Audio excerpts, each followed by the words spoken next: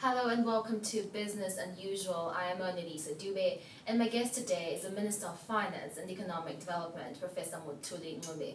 Now, it has been a busy couple of months for him, talking about the transition from the Transitional Stabilization Program to the National Development Strategy and into the National 2021 budget. I'm sure it's the 2021 National Budget, and he had been making those presentations and consultations, building up to the presentations of those two presentations. Minister Ncube, I appreciate your time. I understand you're very busy this time of the year. It's very busy this time of the year. I've gone through the pre-budget from the paper, the National Development Strategy, and then finally the 2021 budget. And I'm proceeding in the next few days to talk about the budget implementation process itself. Right. It's a very busy time of the year. So you were appointed Minister of Finance on the 7th of September in 2018. So basically you have been in office for about 2 years now. How would you rate your performance so far as a finance minister, say from a scale of 1 to 10? Let me answer in two ways. First of all, how do I feel? Then how do I rate myself? Oh, how do you feel? I love it. I love being Minister of Finance. Especially considering your background. Yes, yeah, that I'm basically trained for this kind of thing in terms of my experience. So for me, the subject matter is exactly up my alley. In fact, there are times when I feel it's not even stretching me far enough because I've got lots of other skills. So it's been great. On a scale of 1 to 10. Yeah, performance-wise. Let me pause. I think 8. Okay, you need to justify the 8. The 8. I look at how we performed under the Transitional Stabilization Program. I think it's been good going. I'll tell you why I'm saying 8 and the remaining 2, which I think we could have done better. In the TSP, we've done very well. If you look at, for instance, what we've done in terms of just stabilizing the economy, introducing a new currency, in terms of fiscal discipline that we've put in place, basically reintroducing monetary policy as a counterpart to fiscal policy. It's been a remarkable project. Right. Then if you go into the sectoral projects, well, they're looking at infrastructure development, at the roads, the dams, the schools. It's been remarkable. Even on the legislative agenda, that doesn't fall under me. It falls under the Minister of Justice. But you feel under your tenure a lot has happened? Yes, because it's all in the TSP, by the way. It's all part of the TSP package. Well, how would you... So it's been fantastic. Right. What sort of economy, which I was just walking through the corridors, just your office, I think there are about 11 portraits of former finance ministers. I think you are the 11th one since Zimbabwe attained independence in 1980. What sort of economy would you say you inherited before you got into the office and before you introduced the Transitional Stabilization Program? No, basically, I inherited an economy that is abnormal.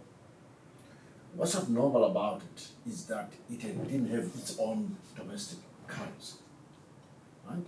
You cannot run an economy without your own domestic currency. So that had to be resolved. So that was a major issue.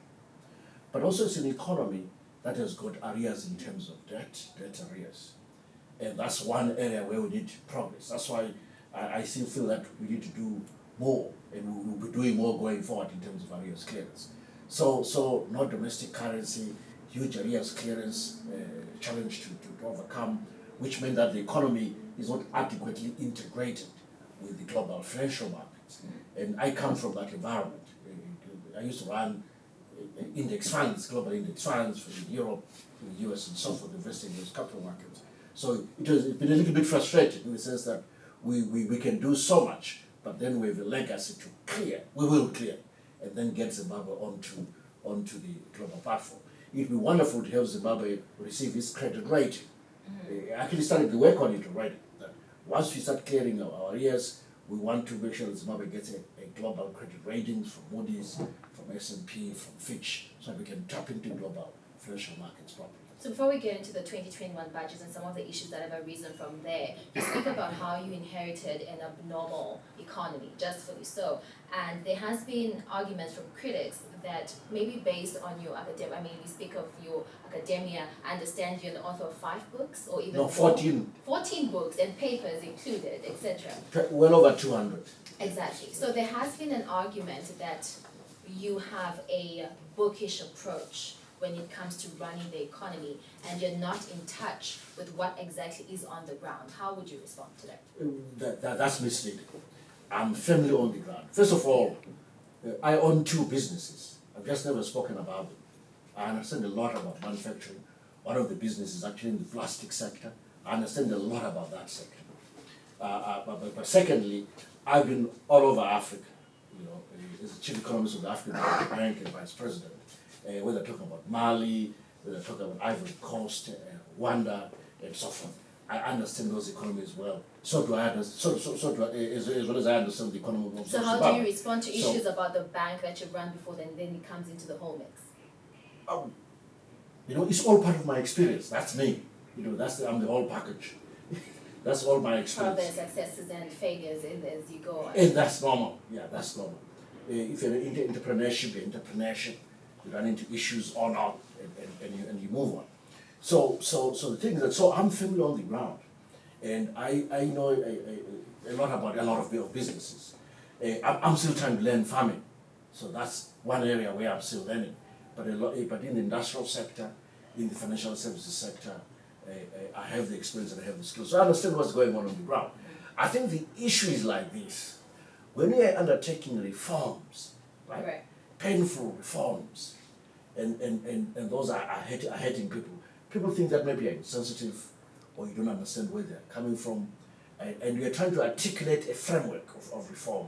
Then they think that you're out of touch. I'm not out of touch. But what is it I'm the most traveled finance minister around Zimbabwe probably ever. From the 11 that we just spoke about? In the last 2 years. Okay. I've been going from province to province, companies to companies. Right. Yeah, so I understand what's going on. All right, so let's talk about the national budget, the 2021 budget, which you estimate to be around 421 billion Zimbabwean dollars. And the anchor of your revenue is taxes, Minister Ncube. And you speak about reforms that are very difficult. And when it comes to taxes, people already feel that the Zimbabwean economy, the people that are living, they're already overtaxed. So you're looking, I understand you at a breakfast the other day, and the lady was speaking about how it translates to 84% of the budget based on taxes. And we are just coming off the COVID-19 pandemic, and you're taxing people that are still counting their losses. Isn't it a bit much? No, it's not. It's not. Basically, if you look at our tax ratio, it's about 17% of the gross domestic product. That's about average. Absolutely. So we're not overtaxed at all. In fact, we have the opposite problem, which is tax avoidance. That's why we're trying to close all the loopholes. We introduce the 2% tax, deal with the formal sector. You're very angry about it. People do get angry when you tax them, but the taxes are owed to the government. That's okay. If we at that moment, the private sector owed us $3 billion. Back then it was US dollars in 2018. So we found that the culprits were not even so much the ordinary citizens in the formal sector. It was also organized business, which was delinquent in this sense. So we've managed to close that hole, and we're making very good progress. Have you really closed it though, Minister? Because you speak about tax avoidance, and you're talking about presumption tax of about $30 from a vendor, and where are they going to get their money? No, it's not just a vendor. No. We have informal sector. I was very clear on that. What you have is actually an organized ecosystem where you have got a warehouse, you've got then individuals who rent space from that warehouse. Very organized. So the landlord is very organized. All we're saying, each have to pay $30. Yes, yeah. All we're saying is that the landlord should become an agent for the Zimra to collect taxes, a presumptive tax. Of course, we'll continue to fine-tune. We had to move to that route because we are aware that there's a part of the economy. The economy has become more informalized, Right. Yeah, so how do you do that? How do you deal with it? But they're informal because there's issues in the formal sector, isn't it? They're moving into the formal sector where they run away from all this cost of doing business, and you're introducing that cost of doing business in the informal sector. Now, if you look at some of the reports by the Transparency International in terms of corruption, they say that one of the major factors of corruption is the cost of doing business that is high in Zimbabwe. is it not increasing the cost of doing business? Are we not going around in circles here where we are saying we want to end corruption, but we're increasing the cost of doing business, and then now people to evade that tax which we're trying to avoid, they then pay off someone else something that is less than what is expected? I don't know what they're going to do.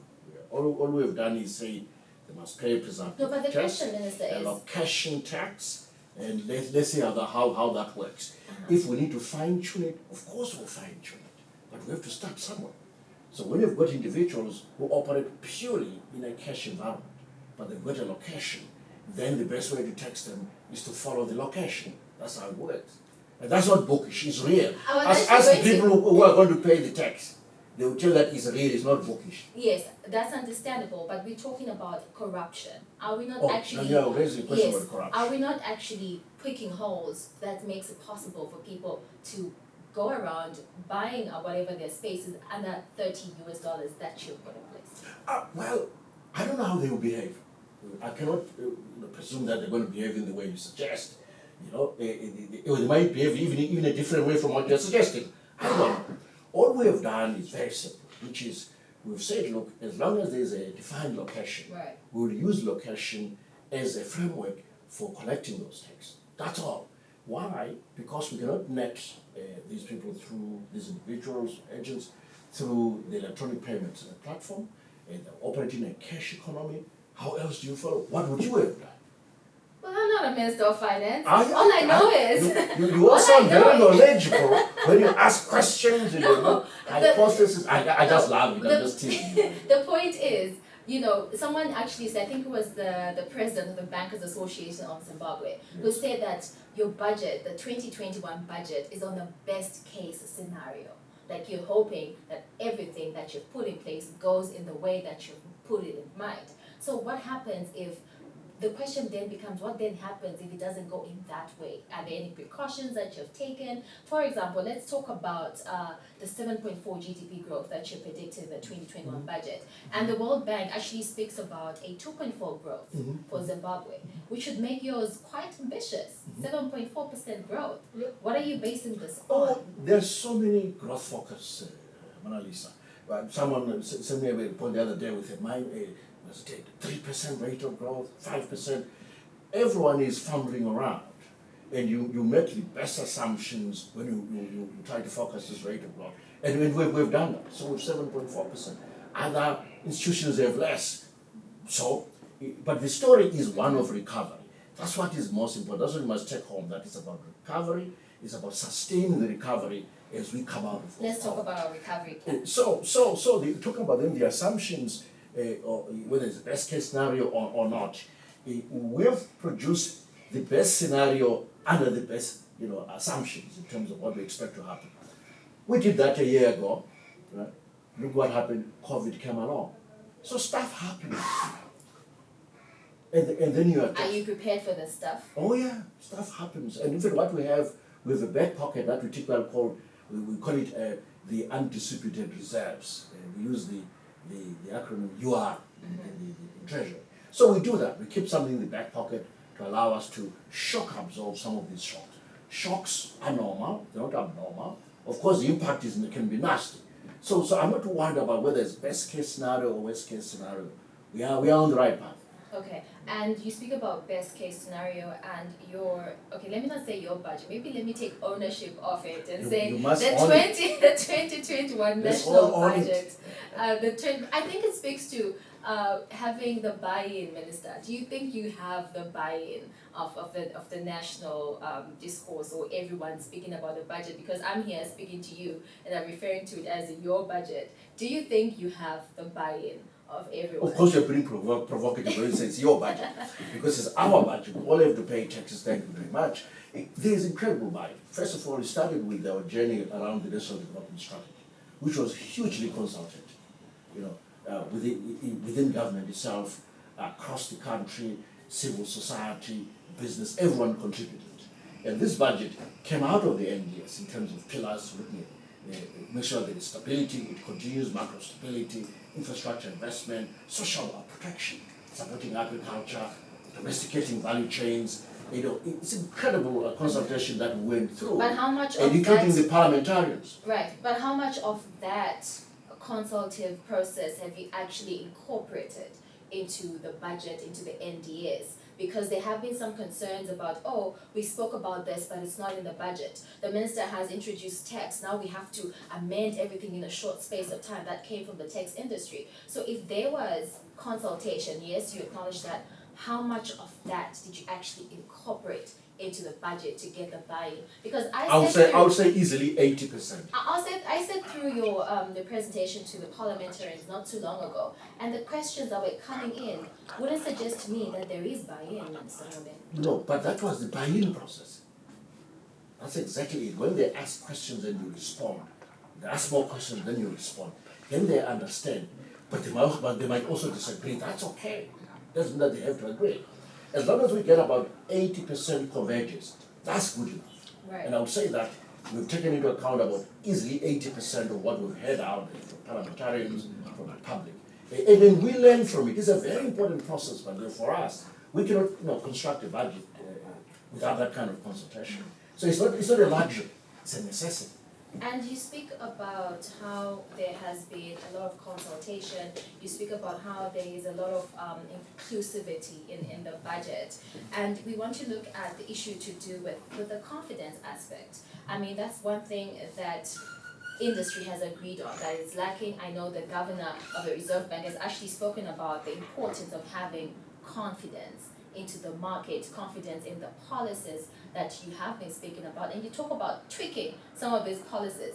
Is this not where the inconsistency bit comes in? No, there's no inconsistency.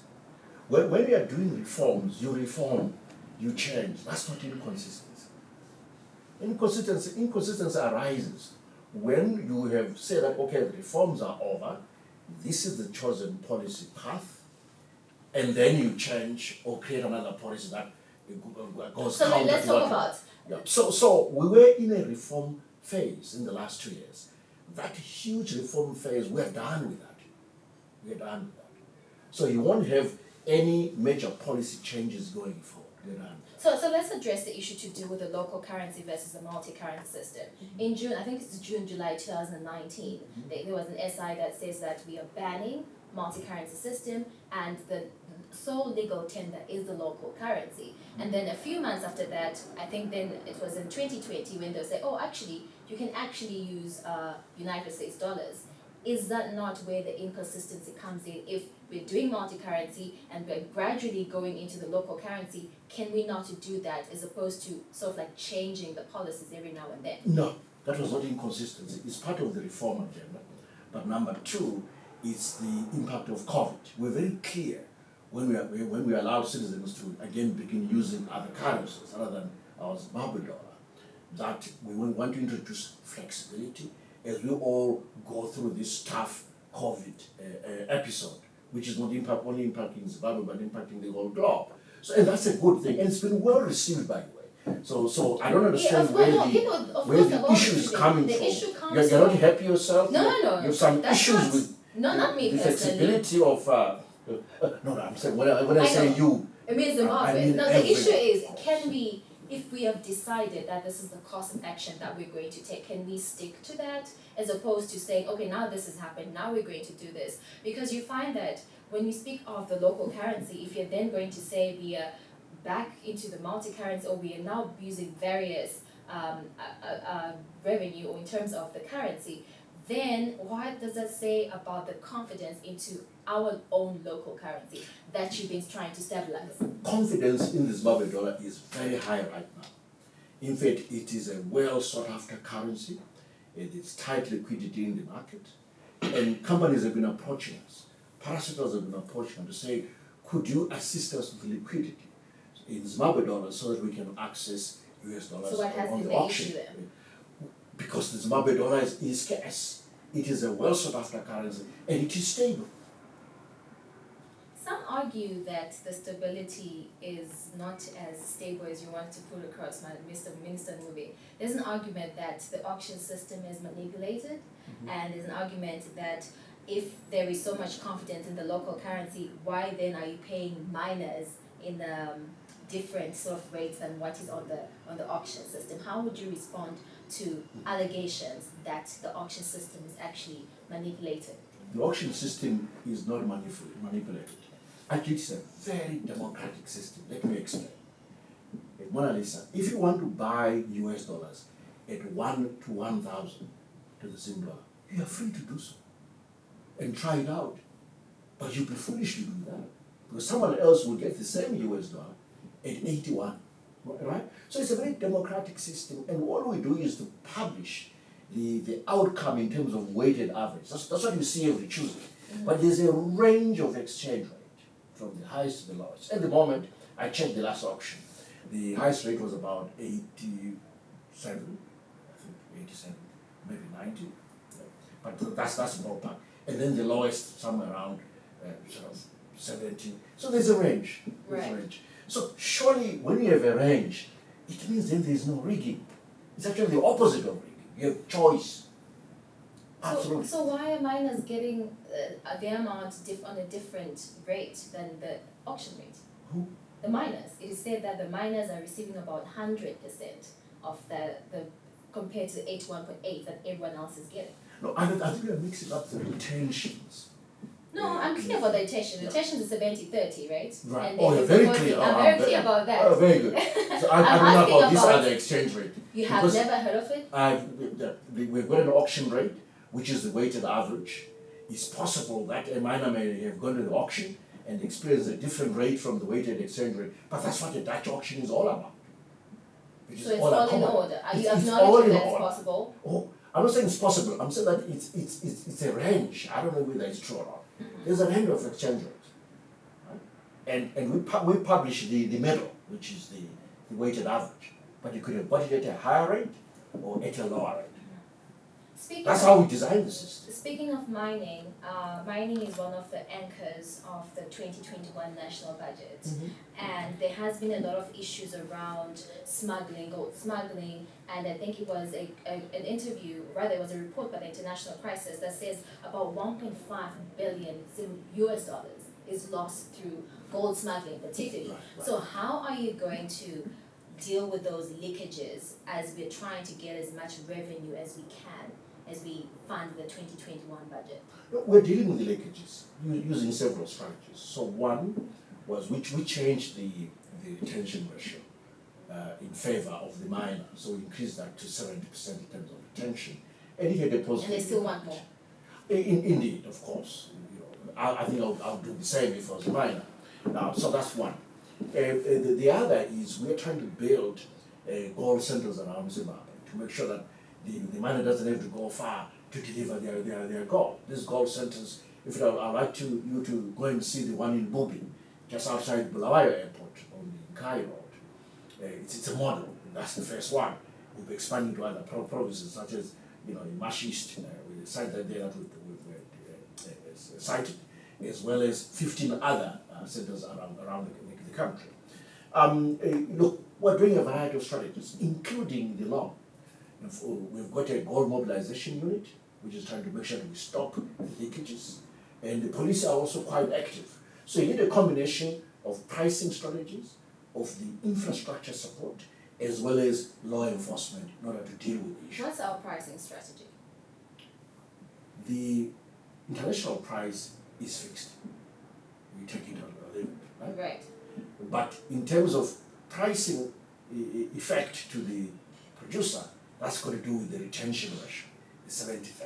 That's what I mean by price. Yes, but you find that when it comes to pricing, Fidelity of Printers actually has a price that's about 9,000 less when it comes to a kg, because I understand the international rate is about 57,000. Oh, there's a discount. There's a discount, and they are buying or selling at 51,000 per kg when it comes to gold, which has been attributed as one of the factors that actually cause gold smuggling and leakages, because miners feel that they're not getting a fair price. Oh, it could be. They feel that they want more. We'll work harder to make sure they get more in future, and then they're able to. What are you promising them? I cannot promise them anything. I cannot make policy on the hoof, as they say, but I'm listening. That if pricing is an issue, we will look into that and see what can be done. But there will be discounts for many reasons. Do you think they're getting it at fair price? I think it's fair price. Okay, So when we look at, I think we briefly spoke about the intermediate monetary transfer, popularly known as a 2% tax, Yes. that people do not like, myself included. But why did you like it? No, okay, we'll talk. So why are there any plans to revise this, Minister Ncube? You speak about how we have, I think you said we are done with austerity, we are now going to prosperity as we go into the National Development Strategy. Any plans of revising the 2% tax anytime soon? But really, the 2% tax is nothing. 2 cents in a dollar is nothing. No, but when in terms of business, it becomes bulk, right? I'm going there. For individuals, this is nothing. And look at what we've done with it. We've built roads. We couldn't have responded the way we've done to the COVID pandemic without this kind of tax, 2% tax. It's an efficient tax to collect. It's actually a fantastic tax. And I thank all Zimbabweans for their patience and for their contribution. It's a small amount of money. Let's take businesses. As I said earlier, the way businesses were not even paying their taxes in the first place. Right. So this tax is very short. They pay, they honor. I've listened to the cries and moanings and so forth. We'll mull over those things in future. I'm sure in future we'll be able to make other adjustments to the tax. But for now, it stays. It stays as it is. Well, when is this future coming? Can't tell. One of the contentious issues on the 2021 national budget, Mr. Ncube, is the importation of cars that are 10 years old. And you find a lot of people are driving ex-Japs right now, and because, well, they're cheaper to import, really, that is why. And up to now, 2021, it's not going to be allowed anymore. And we hear that in Beitbridge, there's a lot of commotion, people slashing cars being sold at around $800, something that was worth around $3,500. What inspired, or what was the reasoning behind the car issue, vehicle issue? Two things. One is, 10 years is a long time. And our view was that, we should be importing cars that are 10 years and younger. We have spent something like $1.3 billion in the last few years importing these old cars. They pollute the roads, the atmosphere. And number two, they're even very expensive for the owners to maintain.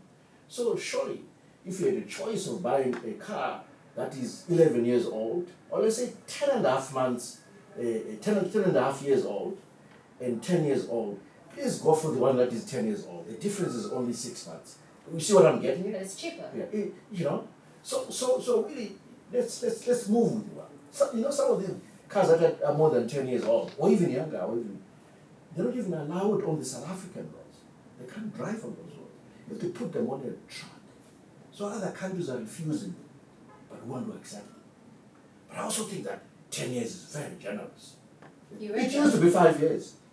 So what, is it an attempt to promote the motor industry in Zimbabwe? What's the plan there? Are they going to be affordable vehicles for an average Zimbabwean? No, that's a different matter. The 10 years is just to deal with the aging fleet of vehicles on our roads, polluting roads, and so forth. Difficult to maintain, high cost of maintenance even for the owners. Now, for the motor industry, it's a different story. The motor industry is about job creation domestically. It's about using the capacity that we have to make buses, to make cars, whether looking at Quest Motors or Willovel, AVM engineering. We have the skills locally, we have the capacity to do so. And the argument was we would use government's ability to source, or rather to procure, as part of with the way of creating demand for these companies so that they can employ more citizens. There was a time when Quest Motors used to employ 4,500 people in Mthuli. That's a lot of people. That's a lot of families that were being supported. If you think of an average family So that is of where 5 we're or heading 6. to, is what we're planning to do now. No, it just shows you the potential. I'm not saying that they should employ 4,000 people tomorrow, but that's the potential. No, what I mean is the So growth it's of a the good motor thing. industry. It's a good thing that we should revamp our own manufacturing capacity. At the moment, you're supporting other people's manufacturing capacity when you've got yours. But our capacity utilization in terms of manufacturing had gone down, isn't it? Oh, but we'll revive it by making sure there's adequate demand to make those companies viable. That's what domestication of value chains means. And if you speak to industry, that's what they desire to do. Industry doesn't want to import things, They want to make things and export and sell in the domestic market. This is Business Unusual. I'm Dube, and my guest today is the Minister of Finance and Economic Development Minister, Professor Ncube, and we're talking TSP, National Development Strategy, the 2021 budget, and the economy in general. We take a quick break. Thereafter, we address other issues. Welcome back to Business Unusual. I'm Dube, and we have the Minister of Finance and Economic Development, Professor Mthuli, and we're talking all things economy. I was looking up your responsibilities, Minister Ncube, on your website as a Minister of Finance, and there's a whole list of responsibilities that you have. But there's another website that basically summarized what you're responsible for. And they essentially said the Minister of Finance is responsible for the economy of Zimbabwe. And that's a huge responsibility that you have. Would you say it's in good hands? It's in good hands. Indeed, if you look at what we've tried to do, basically trying to allow the private sector to lead the way in driving growth, job creation, and we as government creating the right environment for that to happen. That is part of my responsibility, as well as being able to allocate public resources properly, and in a way that gives signals to where the economy should be going, in a way that gives the right incentives, or indeed disincentives, in terms of the direction of the economy. So that's what economic management is about. But the former finance minister, Tendai Biti, also happens to be chairing the Public Accounts Committee, doesn't seem to think that the economy is in good hands. Recently he gave the State of the Nation address, and he argued that we are in a recession as a country. And he says that there is poor aggregate demand, and he spoke about how there's very low demand of goods and very low capacity utilization, and that the country is headed to a recession. How do you respond to that? Oh, the former Minister of Finance, Honorable Biti, is completely lost. He is completely misinformed. He's out of touch. Well, he's not on the job, is he now? And that's the difference. If he goes back, if you just check the numbers, right now in the banking sector, there's 1.1 billion US dollars, hard US dollars in the entire banking sector. During the government of National Unity, when he was minister, you know how much we had? 40 million US dollars. You would argue that he inherited from the prior No, administration. he created that. Yeah. So why? Because if you remove your domestic currency, that's what you create. Your private sector cannot compete. It becomes uncompetitive. You deindustrialize. And I've done the exact opposite. Just check the number of new goods on our shelves. You'll be shocked. All locally produced. The current account is in a surplus, for goodness sake. 2 years in a row. Never happened before.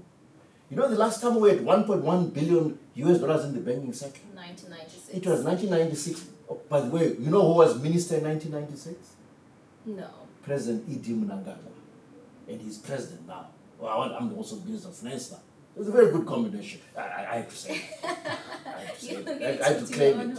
Yeah. So that's the record. I pay civil servants on time in terms of their bonuses. I can raise wages. As I say, the economy is far more competitive now. Are you paying them enough? Because we hear about job actions, industrial actions. They're complaining that they're not getting enough money. I know that even pensioners, they were reviewed their monies most recently by NASA. But they're still saying that when you look at the cost of living and the standard that is expected from a family that is between 5 and 6, that's about 18,000. And they're not getting this amount of money from the salaries that you're paying them. So you might be paying them on time, but are you paying them enough? One step back. Honorable Biti created a recession in this country. He created a deflationary environment in this country. There was a time, if you recall, that companies couldn't raise their margins. We're on negative inflation. Terrible time. And I've just cured all of them. Am I paying civil servants enough? I worked very hard to raise the salaries of civil servants. Right now, the lowest paid civil servants is on 14,000. But that's below the cost of living. 18,000. Just wait, hold your horses right there. Hold your horses right there. Okay. This year alone, civil servants have moved, in terms of their salaries, have increased by 1,300%. Way ahead of inflation at its, even when it was at its peak, at just over 800%. That's a huge movement. The teacher is now on about 19,000 Zimbabwe dollars per month. Surely we've done a lot. But they're still asking for more. Well, look, How do you respond they to them? always ask for more. How do you respond to them requiring their wages being paid in US dollars? No, Civil servants, that I will never allow. Yeah, I will never but allow. you are earning No, US I will dollars never as allow a that. government. No, I will You're never taxing foreign currency. No, that should never be allowed. Why? Neither should we do our accounting in US dollars. Never. But that is what It's is on the not, market. it's bad economics. Very bad economics. You see, you should always do your accounting as a country in your domestic currency, because that's what you can control. So your wages as well, yes, people can six maybe the US dollar equivalent or whatever, that's okay. But your wages should also be in domestic currency in terms of accounting. It's very important. Let's not make a mistake and go back to where we were doing the accounting in US dollars. That's a bad idea. So what is the difference now between, you speak about the era that was dollarized, and we are right now in an era where people can transact in foreign currency together with a local currency. So what is the difference between what was happening a couple of years ago and where we are right now, where there is still use of foreign currency? Yeah, Is it no, the the same difference one? is that now there is use of the domestic currency. And that is the major difference. And it is the dominant currency. You know why I say so? If you show me your phone at the moment, you probably transacted this morning through the mobile phone, buying something, all right? Paying for something. That's the dominant currency is Zimbabwe dollar. It's not US dollar. US dollar is about 30, maybe 35% in terms of circulation. That's okay, it's in equilibrium. And when we talk about, the current delivery health system in the country, when we talk about the civil service that we actually spoke about just now, that they're looking to have their wages increased, when you look at the situation in the country right now, you speak very well about what you've done and what you've achieved, and the book speaks for themselves. But when you go on the ground, when you look at the health system, when you look at the people that are selling for a survival, when you look at the mother who is Kumusha trying to make a living and expecting money from their children here in Harare, it doesn't seem to be adding up, Minister. No, you know what? It doesn't seem to be adding. The surplus you speak about, who is filling the surplus? Do you know what has not added up for us? Is the fact that we've had a serious climatic shock. Went through a nasty drought. I don't remember a drought like this before. And then now we have COVID. Went through power outages. I can't believe we're still standing, and we are still standing. Who goes through a drought and then a cyclone? Not only one but two, right? All those power outages. And then when you are trying to come out of that, you are hit by the pandemic. Surely that's a lot that Zimbabweans have taken. And I think that you have to give this government a lot of credit for really trying to make sure that we can shield our populace against these shocks. Look at what we've done. We've intensified our cash transfers to the poor citizens. We've worked very hard. How much is that? How much is the cash transfer? It's $600. It's now $600. Yes, it is $600. Which is an equivalent about there's more. Don't do equivalent. It's $600 Zimbabwe dollars. You always go back to convert to some other That's how the currency. Zimbabwean economy is working, Minister. No, People no, no. convert it. That's the reality on the ground. Oh, okay. We'll get there one day. I hope Okay. we'll work together and make sure that we are once again proud of our domestic currency. But I'll still explain that it's cash transfers, and then it's the food for the vulnerable. We've been giving out food. We also worked on a rollermill subsidy as well, worked for some time. Then Matsoti came over, they took the thing over and messed up for everyone. So we were to take that away. The BEAM program, for those who cannot afford school fees, for the orphans and so forth. We're doing a lot in terms of social protection. Is that being consistent? Very consistent. We're expanding. Don't forget as well that the presidential input scheme is what we call a productive social protection program. Now we've garnished it. We said it's now called Mfuvuza Intwasa. It's a huge social protection program. We've done very well protecting our citizens as well as trying to grow the economy. In the face of enormous pressure, the issue of saying, Minister, where's your surplus? No, you're not getting it. When I say surplus, where is it? Let me explain. All I'm saying is that the finances are well managed. Gone is the era of deficits. That caused us a lot of pain. And we're still trying to clean up. You're asking, where is it? Yes. It's in the roads. It's in the health system that we've upgraded enormously. Go to Pari right now, Parenyato, Ompilo Hospital, UBH, Mutare General, we've revamped those facilities. We've had more than 5,000 health workers additional. We've just done that. We've had an additional 5,000 teachers. We're building more schools. Just look at the roads from Baibridge to Maswingo and then to Harare. As part of that Baibridge Chirundo Road. We're developing that road, building that road, using our own domestic resources. It's taken a while though, that had a battery. No, it's taken the right time. This is, don't build too fast. You produce a very poor road. They're doing it at the right pace. And they're competing among themselves. And that's a good thing. Just look at what we've done. It's amazing. So you reckon we are on track on achieving Vision 2030? We are on track. I have no doubt. And we've just completed, by the way, producing the provincial gross domestic products. Now we know for sure how large each province is.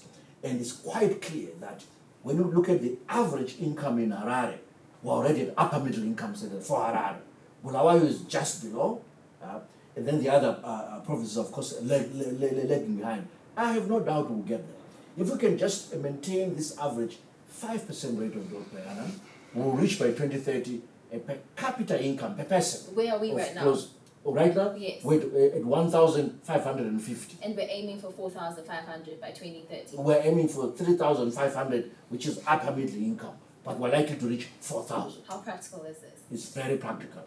It comes from an average rate of growth of 5% per annum in our GDP. It's doable. Countries in East Africa are growing at 5%. What's wrong with us? Why can't we do it? What's wrong with us? So obviously there needs to be a lot of work. One of the issues that you speak about in your budget is you need fiscal discipline. You need to have the buy-in that we're talking about. How do you define fiscal discipline, Vincent? What is fiscal discipline? Fiscal discipline means living within your means as a government. Because if you're not living within your means, it means that you're running large budget deficit. It also means that you're running an overdraft account at the central bank. Right? And that will then feed to inflation, it will feed to currency instability. It also means that you're not running a large current account deficit, which is often driven by the budget deficit in the first place. The two are linked. Right. It also means that you have a stable environment, you have a stable currency, and your monetary targets are on target. So when we so hear... that's fiscal discipline is linked to all these other things, but it mainly means you're living within your means. The government is living within their means. Yes, the government is living within, and we are.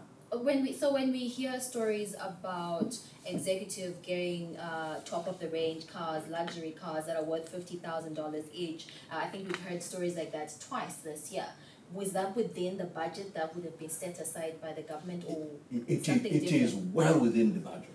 We have budgeted for it. We want to stop spending any money that we have not budgeted for, and also look at how we've tried to even rein in on certain subsidies. That if subsidy is okay, as long as it is transparent, it is on the table, it is budgeted for. Everything is within but then there's an argument that it's a bit outside of what is the current situation on the ground. Like, how do you buy a car that is worth $50,000 for average of 10 to 15 people when you have another group of people that are receiving income of $600 that you speak about? Is that not a discrepancy on what's on the ground? Other people are living a certain lifestyle while the average Zimbabwean is living below the poverty datum line. What we're talking about, fair? What you're talking about is just a simple issue of income distribution in any country. In any economic system such as ours, any country in Africa or around the world, there are disparities in income. But can we afford a car that is $50,000 US? We have budgeted for it. No, but can we afford it? We've just afforded it. Yeah, we've budgeted for it. We can afford it. We worked out our numbers, and these cars also last long. I plan to use them for quite a while. So people are not getting new cars next year. No. Okay. Why should they? It's only once. Some applies to members of parliament. You only get the one car during the term. That's it. Okay, let's talk about... And that's fair. They need to get to their constituencies. It's a tool of the trade. All right, let's talk about business. What sort of policies do you think you've put in place to support local business? You know what, Mona Lisa, what has really worked in the last few months is stability. Just stability in the currency, falling inflation, fiscal discipline, monetary sector, just stability is one of the best medicines for encouraging business to do what they do, which is compete, produce, and so forth. That's the first thing. Secondly, is the tax rebates that we put in place. We've done a lot for the tourism sector, for the dairy, I would say the milk sector, the dairy sector. And then, if you look at the entire industry, capital equipment is on a duty rebate arrangement. That we've done as a policy to make sure that our industry can be equipped, and they're doing that. And we're very pleased with the progress we've seen so far. We talked earlier about supporting, for instance, the car industry, the bus manufacturing industry. If you look at the agro-processing industry, again, there's a myriad of incentives that we put in place. And we could spend a whole day talking about that. Okay. And from what I'm hearing, they are happy. If for most of them, they were looking for stability. We found it, they're finding that there's stability, and the production has gone up. So why is it that we don't have like big local business people to actually talk about? They're talking about when we, for example, when you talk about South Africa, we talk about Patrice Motsepe, everybody knows about him. Why do we not have a lot of those in Zimbabwe if local business is actually thriving? No, I don't think South African businesses are talking positive about their economy right now. No. I think we have more positivity here now from our industry, who are now enjoying the fruits of this stability, and we owe them this stability. So they've started talking positive about it. Have you seen the company results? Where they're looking at Zimplow, looking at Dairyboard, looking at the cement companies, Lafarge, PPC. The volumes are up. Delta Corporation, they're all talking positively about the current environment. So they have been speaking up. And in terms of clearing the arrears that we have, Ms. Ncube, I also want to take this opportunity to ask you if that letter that was circulating on social media about you writing to, I think it was an IMF requesting for funds, was that your letter? Oh, I never answer that question, regardless of who asks it. Why? No, because when we communicate with these institutions, IMF, well, these are confidential, So how does it get to the public domain? Exactly. Yeah. So it means it's within your system? I don't know. How do I know? But I'll never answer whether it's mine or not. Okay, Never. but anyway, the question was, what's our plan in clearing our arrears? Oh, we have a plan. Let me explain. We have two options. One is that we work with the creditors, the Paris Club creditors, and try to acquire a bridging loan of about $1 billion, which we need then to fund the gap. We've got a gap with the African Development Bank and the World Bank. Right. So that's one plan, working with the creditors. Then the other is we find the $1 billion ourselves from the market. We just borrow from someone or get someone to support us or a country to support us. And we use that to fund the shortfall, and then we clear it's called the IFI arrears, which is the World Bank, the African Development Bank, as well as the European Investment Bank. That's really the first order of business, and that's what we are working on right now. So we have a plan. You made indications in your 2021 budget that it's not really a priority. What you are focusing right now is boosting the economy. No, you got that wrong. It was not my priority in 2020. Oh. But it's going to be my priority in 2021. Why it was not a priority in 2020 is because I have COVID to deal with. And we're importing food. So we're borrowing or finding US dollars to import food. And then to deal with COVID. Do you want me to be borrowing to pay off creditors? No. Okay. So it is a that would priority be in irresponsible. 2021. And if priority in 2021, and the G20 countries also have been generous and said, you know what, for you developing countries, please suspend payments on your debt for the next 12 months or so, at least. Some I think they want to stretch the period as well.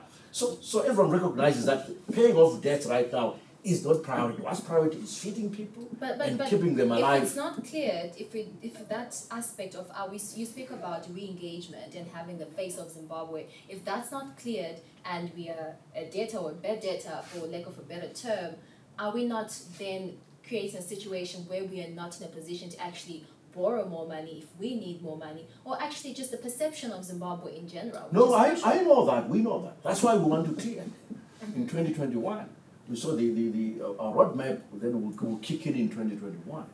So we'll start off with our token payments, where we pay a certain amount to the World Bank and the African Development Bank on a monthly basis, called token amount. And we've honored those quite well in the last 2 years. So we'll resume, and then we get onto our arrears clearance roadmap. Okay. It'll take a while, but we'll get there. Speaking of rumors, I'm going to ask you about another rumor that I'll ask you to clear off. There are rumors that you receive your salary in US dollars in a Swiss account in Switzerland. How true is that? Absolute tosh. So, do you receive your salary in RTGS like the rest of us? Yes. Okay, do you want to share with us? I receive a normal ministerial salary. What's a like- normal ministerial Oh, no, salary? I cannot reveal salaries. I just can't do that. But it's a normal ministerial salaries. All ministers get the same salary, period. All right. Yeah. Okay, just wanted to ask In that. Zimbabwe dollars. Okay, so as a wrap-up minister, what are your assurances to the Zimbabwean nation? My Because- assurance is that the future is bright. Let's seize the opportunity. We are a great country, a great people. In my view, Zimbabweans are some of the best, I would say, Africans on the African continent. I really Very mean that. patient as Yeah. well. Gotta add that. But also smart. I think creative. I think hardworking. That's who we are. Let's make use of who we are and How- build our country How towards much Vision longer 2030. do you think they have to wait until everything normalizes and we You don't may be have- the only one waiting. I know a lot of people who are not waiting. They're getting on with it. They're opening businesses, they're producing, they're exporting, and we, the government, are supporting them. They're not waiting. So join them. Minister Ncube, I appreciate your time with Thank us. you.